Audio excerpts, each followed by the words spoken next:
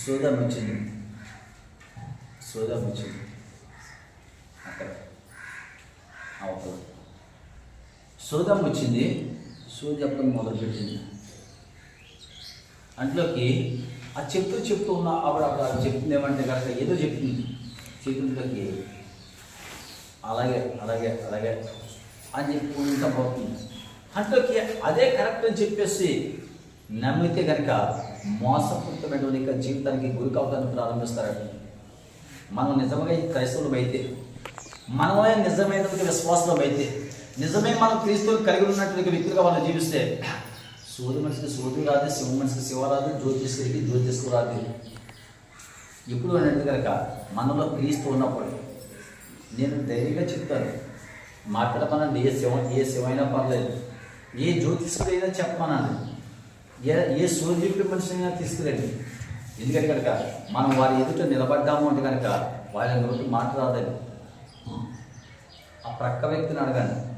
ఎందుకంటే మీకు ఒకసారి మేము వెళ్ళి నిలబడితే మేము పోయినంత వరకు ఆ మనిషి ఉద్యోగం మానేసింది. దాదా మీరు వెళ్ళిపోండి, మీరు ఇక్కడ ఉండకూడదు, మీరు వెళ్ళిపోండి అని చెప్పింది. ఎందుకు ఈ మాట చెప్తున్నాను అని అడిగితే కనుక మనలో క్రీస్తు ఉంటే కనుక వాళ్ళు మనకు భయపడాలి తప్ప మనం వాళ్ళకి భయపడవలసినటువంటి అవసరం లేదని చెప్పేసి మనం చేస్తున్నాను. హల్లెలూయా. అది కాబట్టి ఆయన ఆజ్ఞలను మనం అనుసరించాలి. దేవుడు మనకు కొన్ని ఆజ్ఞలు ఇచ్చాడు, ఆ ఆజ్ఞలను అనుసరించాలట.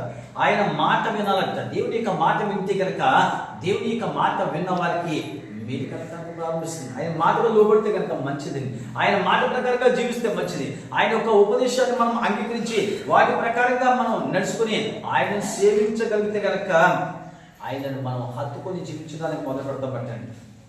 లేదంటే కనుక ఆయన మాట ఎప్పుడైతే కనుక మనం వినలేదు, ఆయన మాటకి ఎప్పుడైతే కనుక మనం భయపడలేదు, ఆయన మాటకి ఎప్పుడైతే కనుక మనం లోబడలేదు, ఆయనకి మనకి ఎటువంటి సంబంధం లేదు. కాబట్టి ఆయన హత్తుకొని జీవించడం లేదు, ఆయన మాటకి మనం లోబట్టలేదనేటువంటి విషయాన్ని గుర్తించాలని చెప్పేసి ప్రభుత్వం మనం చేసుకుంటున్నాం. ఎందుకంటే కనుక వచ్చి వెళ్ళిపోతే కనుక ఇన్ని సంవత్సరాలు భక్తి చేయండి వృధా అంతే. అది నీటిలో పోసిన పన్నీరు లాంటిది. నీటిలో పోసిన పన్నీరు వల్ల తిరిగి వస్తుందంటే కనుక రాదని. వృధాగా చేసేటువంటి భక్తి కూడా అంతే. అందుకే ప్రసంగిలో అంటాడు కదా, ఒకడు ఊరికిపో త్రోవ ఎరగకుండా ఒకడు ప్రయాణం చేసుకుంటా వెళ్ళిపోతాడట. ఎక్కడికి వెళ్తాడంటారా? ఒకడు ఊరికిపోయే త్రోవ ఎరగకుండా వాడు ప్రయాణం చేస్తాడంటే ఒక దారిలో ఎక్కడికి వెళ్తాడంటారు? ముసలి గారు ఎక్కడికి వెళ్తాడని అర్థమవుతుందా? ఒకడు ఊరికి పోవే త్రోవ ఎరగకుండా ఒక మార్గాన్ని ప్రయాణం చేసుకుంటా పోతున్నాడట. వాడు వెళ్ళే మార్గం ఎక్కడికి తెలియదు, వాడు ఎక్కడ ఏ ఊరు వెళ్తాడో తెలియదు, ఆ ఊరు వెళ్తుందో లేదో తెలియకుండా ఆ త్రోవ పోతున్నాడట. ఎక్కడ గమనిస్తానంటే కనుక వెళ్తాను. భక్తుల ప్రసంగి అంటాడు, ఒకడు ఊరికి పోవు త్రోవ ఎరగకుండా వాడు ఆ మార్గాన్ని పోతాడట. వాడి గమ్యం ఏదో వాడికి తెలియదట. అందుకు నా మనం ఏంటంటే కనుక, నా యొక్క గమనింపబడి ఏంటంటే కనుక మనము యెహోవాకు మాత్రమే లోబడాలట. మనం ముందున్నటువంటి మీకు అర్థం కావడానికి చెప్తాను. ఒక రోజున యేసు ప్రభు పేతురు వాళ్ళు అంటాడు కదా, పేతురు మీరు సముద్రం అద్దరికి వెళ్ళండి నేను వస్తాను అన్నాడు. వాళ్ళు సముద్రం అద్దరికి వెళ్తున్నారు, దోణి తీసుకున్నారు, సముద్రం అద్దరికి వెళ్తున్నారు. యేసు ప్రభు ఏం చేస్తారు కనుక ఒక పర్వతం మీద ప్రార్థన చేసుకుని అప్పుడు ఆయన బయలుదేరి వెళ్తున్నాడు. అయితే కనుక పేతురు వాళ్ళ దోణి వెళుతుంది. దోణి ఇంకా అమడ దూరంలో ఉన్నప్పుడు ఒక పెద్ద తుఫాను ఎదుర్కోవడానికి ప్రారంభించినప్పుడు వారు ఎంత శక్తి కొలది కూడా ఆ దోణి ముందుకు తోలాలని ప్రయత్నం చేస్తే కన్నా అది అలల చేత కొట్టబడుతుందట. ముందుకు వెళ్తా ఉంది కనుక గాలి ప్రచండంగా వీచి గాలి ముందుకు వెళ్ళకుండా ఆటంకపరుస్తుందట. అప్పుడు అనుకుంటారు, అయ్యో యేసు ప్రభు మనతో రమ్మంటే రాలేదు, ఆయన ఇంతకట్టి సముద్రం ఆగిపోయింది, ఆయన ఇంతకట్టి గాలి ఆగిపోయింది, ఆయన రమ్మంటే రాలేదు, కాబట్టి ఆయన లేడు, కాబట్టి ఈ తుఫాను మనల్ని ఎదుర్కొంటుంది అలాగని చెప్పేసి వారు భయాక్రాంతులు అయ్యారట. అయితే కనుక వాళ్ళు ఏం చేస్తారో చూద్దాం, వాళ్ళు ఎలా ఎదుర్కొంటారో చూద్దాం, ఆ తుఫాన్ని ఎలా జయిస్తారో చూద్దాం, ఆ గాలి నుంచి ఎలా విడుదల పొందుతారో చూద్దాం అని యేసే బహుశా వారి దోణి మీదకి ఆ తుఫాను రాకుండా ఉండొచ్చేమో అనుకుంటారు. అయితే వారి శక్తి కొలది ఆ ధోనిని ముందుకు తోలుకున్న గన కెరటాలు ముందుకు వెళ్లకుండా ఆటలేస్తాయి. ధోనిని ముందుకు వెళ్లకుండా గాలి ప్రచండంగా వేసి ముందుకు వెళ్లకుండా ఆటంకపరచడానికి మొదలుపెట్టింది. అయితే అప్పుడు అనుకుంటున్నాను, యేసు ప్రభువా, యేసు వెళ్ళాడు. అప్పుడు అన్నారు, వాళ్ళు భయపడ్డారు. యేసు అంటాడు కదా, విశ్వాసులారా అని అన్నాడా అంటే కనుక అందరు, కానీ అల్ప విశ్వాసులారా ఎందుకు సందేహపడ్డారు అని అన్నాడు. అనేసి అంటాడు కదా, గాలి ఆగు, సముద్రమా నిమ్మలించు అన్నప్పుడు ఆ గాలి ఆ సముద్రం ఆ మాటకి వెంటనే అది లోబడేయట. ఆ కార్యం అసలు ఎవరు చేయాలంటే కనుక వాళ్ళే చేయాలి ఆ పని. వారికి దేవుడు ఇచ్చే శక్తి ఉంది, దేవుడు ఇచ్చిన అధికారం వారి దగ్గర ఉంది. కానీ వారే సముద్రమా ఆగు, గాలి నిమ్మలించు అంటే కనుక ఆ రెండు కూడా వారి మాటకు లోబడిపోయి అలాంటి యొక్క అధికారాన్ని దేవుడు వారికి ఇచ్చారు. కానీ వారు అనుకుంటున్నారు దేవుడు మనతో రాలేదు, యేసు మనతో లేదు కాబట్టి ఇవి మనకి ఎదుర్కొంటున్నామని చెప్పేసి అనుకుంటున్నారు. కానీ కరెక్ట్ కాదు. నా గమనిక అప్పుడు ఏంటంటే కనుక మరొక చోట ఏమైనా పడుతుందంటే, యేసు సముద్రం మీద నడుచుకుంటూ వస్తున్నాడు. వాళ్ళు చూశారు. ఇప్పటి వరకు చూస్తే కనుక ధోని అలలాడింది. ఇప్పుడు తెల్లవారుజాము 4 జామున యేసు సముద్రం మీద నడుచు వస్తా ఇంట్లోకి పడుకుంటారు. బోధ వచ్చేస్తుంది, మన గురించి బోధ వచ్చేస్తుంది. కాబట్టి ఈ బోధ మనకేలా మన ధోని ఏమైనా బోధపట్టిస్తుందేమో, మనం చనిపోతామేమో అనేటువంటి మాట విన్నప్పుడు యేసు అంటాడు, భయపడతాడు నేనే అని చెప్పినప్పుడు యేసుప్రభువా నీవే అయితే నేను కూడా నీడ మీద రావటానికి నాకు సెలవివ్వా అంటాడు పేతురు. సెలవివ్వా అన్నప్పుడు పేతురు రమ్మని చెప్పేసి పేతురుని రమ్మని చెప్పాడు. పేతురు నీడ మీద ఏం చేస్తాడు కనుక యేసు అమడ దూరాన ఉన్నాడు. పేతురు గారు ఏం చేస్తాడు కనుక దూరం నుంచి దిగి అలా నడుచుకుంటూ యేసుని చూసుకుంటూ వెళ్ళిపోతున్నాడు ముందుకి. అప్పుడు అనుకుంటున్నాడు, ఒక రకమైన ఫీలింగ్ తన ఉద్యోగంలో కలిగిందట. ఏమనంటే కనుక యేసు ప్రభువే కాదు నీడ మీద నడుస్తుంటా, నేను కూడా నిలబడి నడుస్తున్నాను. యేసు ప్రభు ఎంతో, నేను కూడా అంతే. యేసు ఎలాంటి వాడు, నేను కూడా అలాంటి వాడే. ఆయన నడిచాడు, రెండోది నేను కూడా నీడ మీద నడుస్తున్నాను అని అనుకున్నాడు. ఇప్పుడు యేసు ప్రభు వైపు చూడటం మానేసి అతను నడిచేటువంటి నీడ వైపు చూశాడు. ఇప్పుడు ఏ నీడనైతే కనుక చూశాడో అదే ఇంట్లో మునిగిపోవడానికి ప్రారంభించాడు. మన ముందున్నటువంటి సమస్యలను చూస్తే మన సమస్యలోకి మనం వెళ్ళిపోతాం. మన ముందున్న ఇబ్బందులు మనం చూస్తే కనుక ఆ ఇబ్బందుల్లోకి మనం వెళ్ళిపోతాం. మన ముందున్న కష్టాలు మనం చూస్తే కనుక కష్టాలలో మనం మునిగిపోవడానికి ప్రారంభిస్తాం. మన ముందున్నటువంటి రుణాలను చూస్తే ఆ రుణాలను మనం ఉంచేస్తాయి. కానీ యేసు వైపు చూసినప్పుడు ముందుకు వెళ్ళాడు. యేసు వైపు చూడకుండా ఏదైతే కనుక ఆయన చూసాడో అందులోకి అతను మునిగిపోవడానికి ప్రారంభించాడు. నా మనం ఏంటంటే కనుక ఎక్కడ కూడా ఆయనకు భయపడేట్టుగా మనము ఆయన మాట విని దేవుని యొక్క మాట వింటే కనుక మనకి మేలు. దేవుని మాట వింటే కనుక మన జీవితాల్లో అద్భుతం చూడగలము. దేవుని యొక్క మాటను మనం వింటే కనుక మన చూడకూడనటువంటి అనేక దృశ్యాలు మన కనులలో మనం చూసేటువంటి రీతిలో దేవుడు మన పట్ల మేలు కార్యాలు చేయబోతాడని చెప్పేసి మనం చేస్తున్నాం. ఆ కింద మాట రాయబడుతుంది కదా, నీవు నడుచుకోవాలని నీ దేవుడిని యెహోవా మీకు ఆజ్ఞాపించు మార్గంలో నుండి తొలగించున్నట్లు ఐగుప్తులో నుండి మిమ్మల్ని రప్పించిన దాస్య గృహములో నుండి మిమ్మల్ని విడిపించిన మీ దేవుడిని యెహోవా మీద తిరగబాటు చేయుటకు మిమ్మను ప్రేరేపించను కనుక ఆ ప్రవక్తనేమి అన్నాడు. సరే, ఇందులో నా యొక్క మాట ఏంటంటే కనుక దేవుని యొక్క మాట వినాలి, దేవునికి లోబడాలి, దేవునికి భయపడాలి, ఆయన్ని సేవించాలి, ఆయన మాట విని ఆయనను మనం హత్తుకోవాలట, హత్తుకుని జీవించాలట. ఏదేమైనా కన్నా ప్రభు ఎన్ని కష్టాలు, శ్రమలు, బాధలు, ఇబ్బందులు, సమస్యలు, శోధనలు, ఆపదలు ఎన్ని ఎదురైనా కన్నా నిన్ను విడిచిపెట్టి వెళ్ళిపోను అలాగే చెప్పేసి చెప్పగలిగినప్పుడే నిజమైన క్రైస్తవులుగా మనం నిజమైన క్రైస్తవులు చెప్పగలం. అయితే దీనికి ఒక మాట నేను చెప్పాలనుకుంటాను. ఏమంటే కనుక కొరింథీ పత్రికలో అనుకుంటాను, నొక్కండి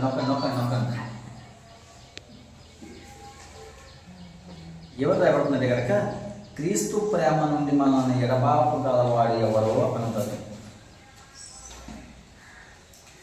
ఒక్క చరణం పడమ్మా.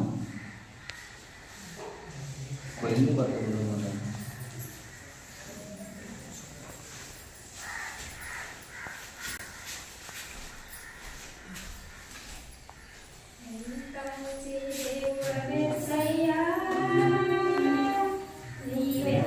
మంచి దేవుడవే యేసయ్యా,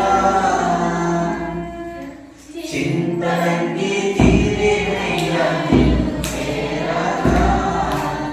ఎంత మంచి దేవుడవే యేసయ్యా, నా చింతలన్నీ తీరేనయ్యా నిన్ను చేరగా. ఎంత మంచి దేవుడవే యేసయ్యా,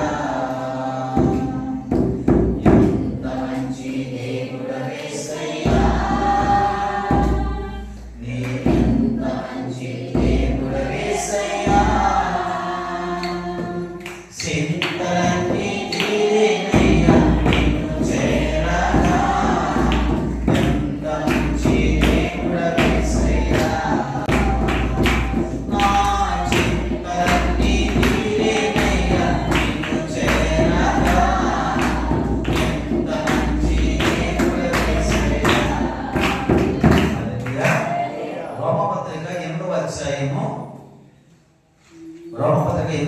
35వ వచనం. క్రీస్తు ప్రేమ నుండి మనలను ఎడబాపు వాడి ఎవడు, శ్రమైనను బాధైనను హింసైనను కరువైనను వస్త్రహీనతైనను ఉపద్రవమైనను ఖడ్గమైనను మనలను ఎడబాపున ఇందును గురించి వ్రాయబడినది మనగా నిన్ను బట్టి దినమెల్లా మేము వధింపబడిన వారము, వధకు సిద్ధమైన గొర్రెలమని మేము ఎంచబడిన వారము. హల్లెలూయా.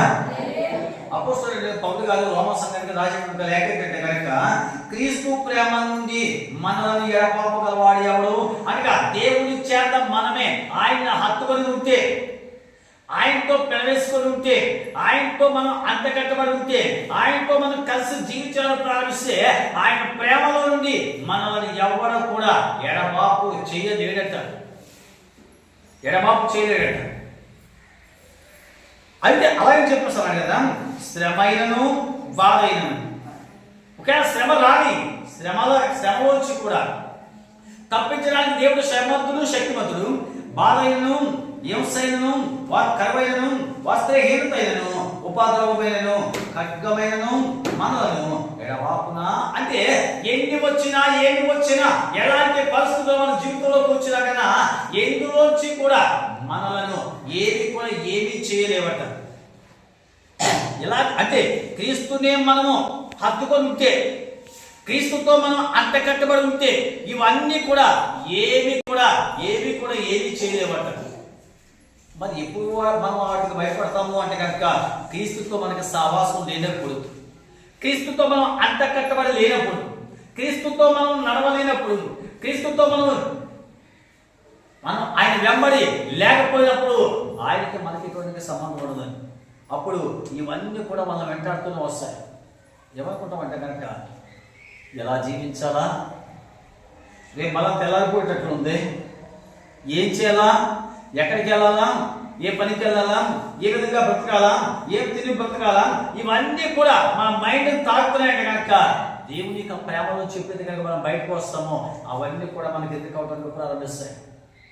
అందుకు ఆ యొక్క గమనికేట కనుక క్రీస్తు ప్రేమ నుండి మనల్ని ఎడబాపు గలవాడు ఎవడు అన్నాడు. అంటే దేవుని ప్రేమలో మనం ముడివేయబడితే కనుక, దేవుని యొక్క ప్రేమ చేత మనం అంటకట్టుంటే కనుక ఇవన్నీ కూడా మనల్ని ఏమీ కూడా చేయలేవట.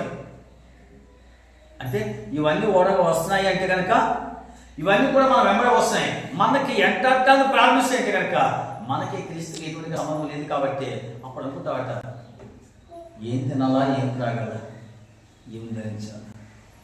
అలాగే చెప్పేసి నా ప్రత్యేక గమనిక నమ్మేటంటే కనుక క్రీస్తు మనలను శోధిస్తున్నాడు అంటే కనుక మనం ఇంకనూ సువర్ణంగా మారటానికి అవుతాయి. క్రీస్తు మనలను శోధించేది కనుక ఇంకా దేవుని యొక్క ప్రేమను మనపై కనపరుస్తున్నాడు కాబట్టి మనం ఆ వాటిని బట్టి, ఆ శోధను బట్టి ఇంకా మనం దేవునికి సమీపంగా ఉండటానికి కొరకే దేవుడు మనం శోధించడానికి ప్రారంభిస్తున్నాడు. ఎంతగా శోధించబడ్డామో అంతగా దేవుడు మనం హెచ్చించక మాట్లాడుతుంది. ఎంత శ్రమ అనుభవిస్తామో అంతగా దేవుడు మనం హెచ్చించక మాట్లాడుతుంది. అది కనుక ఇప్పుడు ఇంకొక మాట చదువుతామండి. మొదటి కొరింథీయులకు రాసిన పత్రిక 10వ అధ్యాయంలో నుంచి 13వ వచనం చదువుతారా? 10వ అధ్యాయం నుంచి 13వ వచనం. సాధారణముగా మనుషులకు కలుగు శోధన తప్ప మరి ఏది మీకు సంభవింపలేదు. సాధారణంగా అంటే శ్రమ ఎందుకు వస్తుంది అంటే కనుక సాధారణంగా మనుషులకు ప్రతి వారికి కూడా ఏదో ఒక శ్రమ వస్తుందంటారా, రాదంటారా? వస్తుందంటారా, రాదంటారా? ప్రతి మనిషికి కూడా ఏదో ఒక ఏదో శోధ వస్తుంది, ఏదో ఒక శ్రమ వస్తుంది. ఇక్కడ కూడా భక్తుల పౌరులు దగ్గర కదా సాధారణంగా మనుషులకు కలుగు శోధన తప్ప మరి ఏది మీకు సంభవింపదు.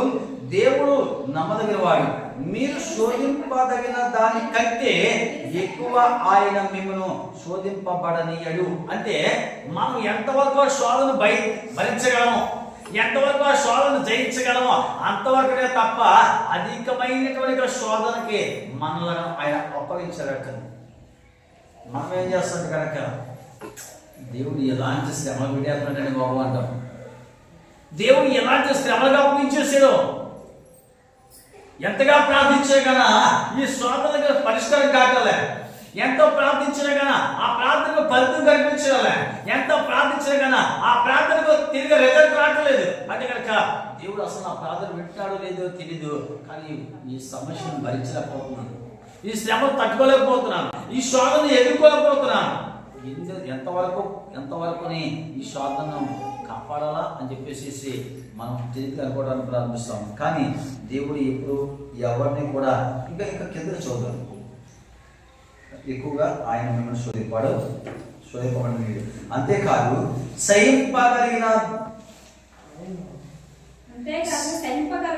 సహింపగలుగుటకు శోధనతో కూడా చూడండి, శోధనలోంచి ఎలా తప్పించుకోవాలో ఆ మార్గం కూడా ఆయన చూపిస్తాడు.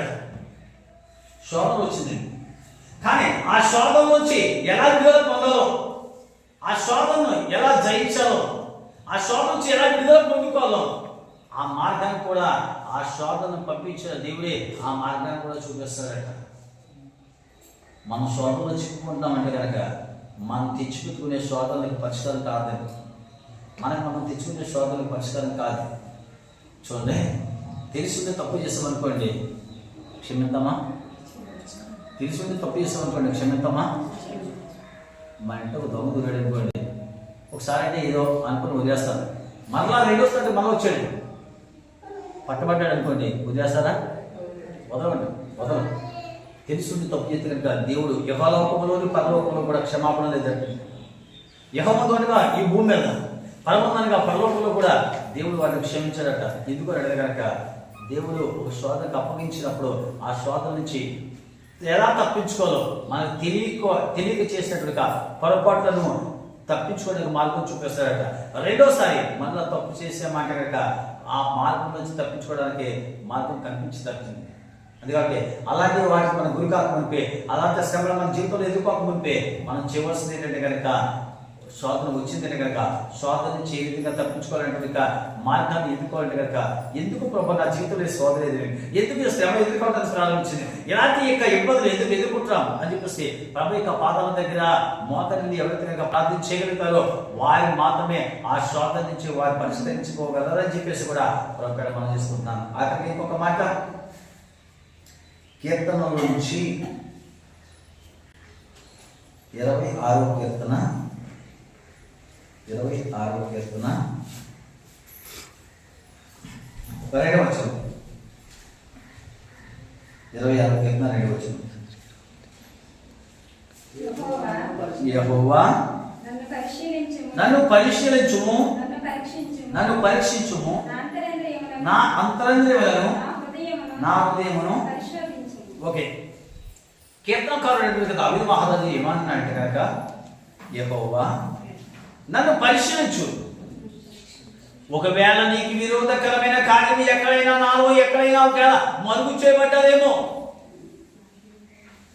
కాబట్టి నన్ను పరిశీలించు. జస్ట్ ఒకసారి నన్ను పరిశీలన చేస్తే నాలో ఏదైనా నీకు విరోధకరమైన కార్యం ఎక్కడైనా దాగి ఉన్నదేమో. 2వది, నన్ను పరీక్షించు, అంటే ఒకవేళ నీకు విరోధకరమైన కార్యం నేను చేస్తున్నానేమో నన్ను పరీక్షించు. 3వది, నా అంతరింద్రియాలను నా హృదయాన్ని కూడా పరిశోధించు. నా అంతరింద్రియాలు అనగా చూడకూడనటువంటి దృశ్యాలు చూస్తున్నానేమో, వినకూడనటువంటి మాటలు వింటున్నానేమో, మాట్లాడకూడనటువంటి మాటలు మాట్లాడుతున్నానేమో, చేయకూడని పని చేస్తానేమో, ముట్టకూడని వాటిని ముట్టుకుంటున్నానేమో, వెళ్ళకూడని స్థలానికి వెళుతున్నానేమో. అలాగే చెప్పేసి నా అంతరింద్రియాలు అంటే నా అంతరింద్రియాలు నా యొక్క శిరస్సులో ఉన్నటువంటి ప్రతి భాగాన్ని కూడా చూడకూడని దృశ్యాన్ని చూస్తున్నానేమో. ఒకవేళ అలాంటిది ఏదైనా ఉంది కనుక నా అంతరింద్రియాలు కూడా పరీక్షించు ప్రభువా అని చెప్పేసి నా హృదయమును పరిశోధించు. నా హృదయంలో ఒకవేళ నీకు విరోధకరమైంది, ఆ హృదయంలో కూడా ఎక్కడైనా ఏదైనా దాగి ఉందేమో, హృదయంలో ఉన్నటువంటి విషయాలను కూడా తెలియపరచమని చెప్పేసి దేవునికి అప్పగించుకుంటాడట. తనకు తాను దేవునికి అప్పగించుకుంటున్నాడట. నన్ను పరీక్షించుము, నా అంతరింద్రియాలు పరీక్షించు, నా హృదయాన్ని కూడా పరిశీలించి. అందుకబట్టి నాకు నిలువెల్ల కూడా నన్ను పరిశీలన చేసి నీకు విరోధకరమైనది ఏదైనా ఒకవేళ దాగి ఉంటే కనుక, ఎక్కడ దాగి ఉందో, ఎక్కడ మరుగు చేయబడ్డాదో దాన్ని నువ్వు తెలియచేస్తే కనుక దాన్ని విడిచిపెడేస్తాను అని చెప్పేసి అతడు నిలువెల్ల కూడా దేవునికి అర్పించుకోవడానికి ప్రారంభించాడటండి. హల్లెలూయా. బహుశా అదే మాట మనం చెప్పగలమా? అయ్యా నన్ను పరిశీలన చేయ ప్రభా అని మనం అనగలమంటారంటే అందరం నన్ను పరీక్షించు అని చెప్పగలమంటే కనుక చెప్పలేము. నా అంతరింద్రియాలు అనగా శిరస్భాగంలో ఉన్నటువంటి అవయవాలు అంతరింద్రియాలు అనగా కన్ను, చెవి, నోరు, ఇవి కూడా మెదడులో ఉన్నటువంటి ఆలోచన, అందులో ఉన్నటువంటి తలంపులు, అందులో ఉన్నటువంటి ఊహలు, అందులో ఉన్నటువంటి ఉద్దేశాలు, ఇవన్నీ కూడా నీకు విరోధకరంగా పోరాడుతున్నాయి. కాబట్టి అందులోంచి ఏదైనా ఎక్కడైనా నీకు విరోధకరమైంది మరుగు చేయబడితే కనుక అవి కూడా ఒకసారి తెలియపరిస్తే కనుక వాటిని కూడా ఒప్పుకొని విడిచిపెట్టేస్తాను ప్రభు అని చెప్పేసి ఆ రీతిగా ఒప్పుకొని విడిచిపెడతానని చెప్పేసి నా అంతరింద్రియాన్ని కూడా పరీక్షించాడు. నా హృదయం కూడా పరిశోధించవా ప్రభు అంటాడు. హృదయంలో ఒకవేళ ఏదైనా మరుగు చేయబడ్డదేమో, హృదయంలో నీకు ఆయాస్కరమైనది ఏదైనా ఉండిపోయిందేమో అది కూడా తెలిసే. అలాగని చెప్పేసి నిలువెల్లా కూడా దేవునికి అప్పగించుకోవడానికి ప్రయత్నం చేస్తాడండి. మనం ఆ మాట చెప్పగలమా? అయ్యా ముట్టకూడని వాటిని ముట్టుకుంటున్నాను, ఎడగల స్థలానికి వెళ్తున్నాను, ఆలోచించకూడని వాటిని ఆలోచిస్తున్నాను, తల పెట్టకూడని తల పెడుతున్నాను, కాబట్టి చూడకుండా వాటిని చూస్తున్నాను, వినకూడని మాటలు వింటున్నాను, మాట్లాడకూడనటువంటి మాటలు మాట్లాడుతున్నాను. అంటే మనం నిలువెల్లా కూడా అపవిత్రులమే. అందుకే మనం దేవుని యొక్క మాటకు లోబడకుండా, ఆయన మాట వినకుండా, ఆయనకు భయపడకుండా, భయం లేకుండా మనం జీవిస్తామంటే కనుక ఆయనకి మనకి ఎటువంటి సంబంధం లేదు. కాబట్టి ఆయన మాటకు మనం లోబట్టలేదని చెప్పేసి ఈ యొక్క సమయాన్న ఈ మాటకి తెలియజేస్తాను. ఫైనల్గా ప్రకటన గ్రంథంలో నుంచి 3వ అధ్యాయం 10వ వచనం. ప్రకటన గ్రంథము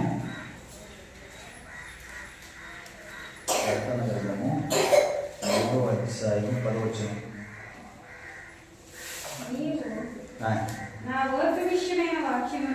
నీవు నా ఓర్పు విషయమైన వాక్యమును గైకొంటివి గనుక భూనివాసులను శోధించుటకు లోకమంతటి మీదకి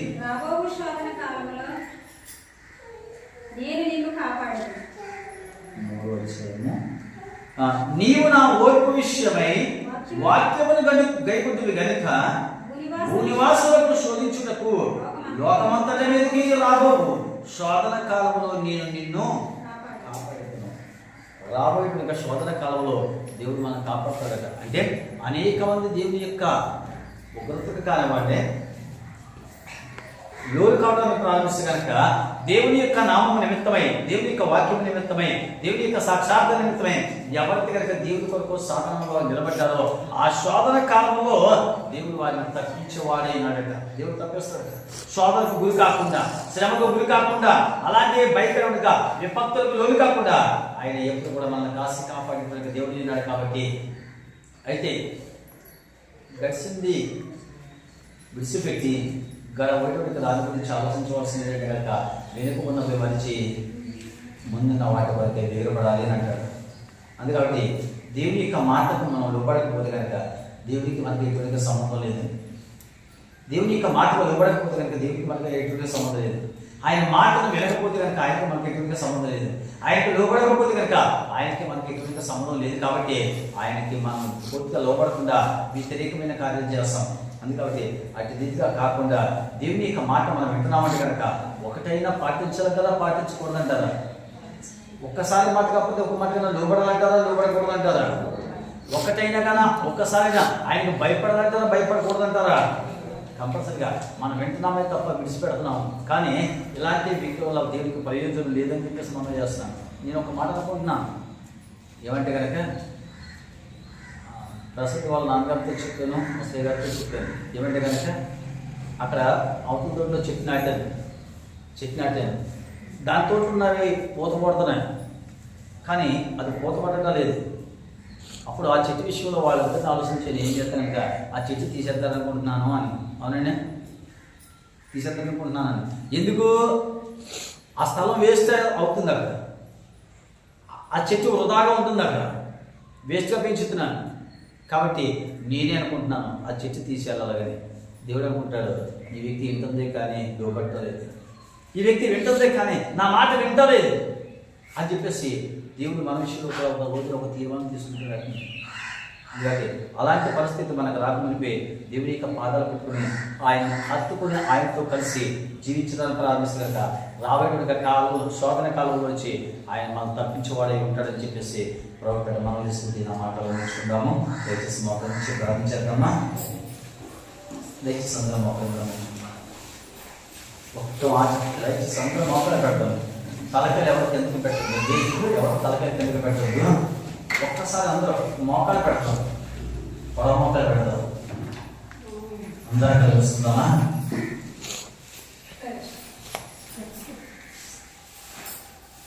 అందరం కలిసి వస్తుందా?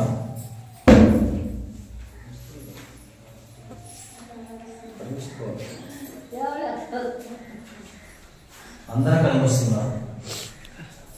ఒక్క నిమిషం కలిసి వస్తుందా?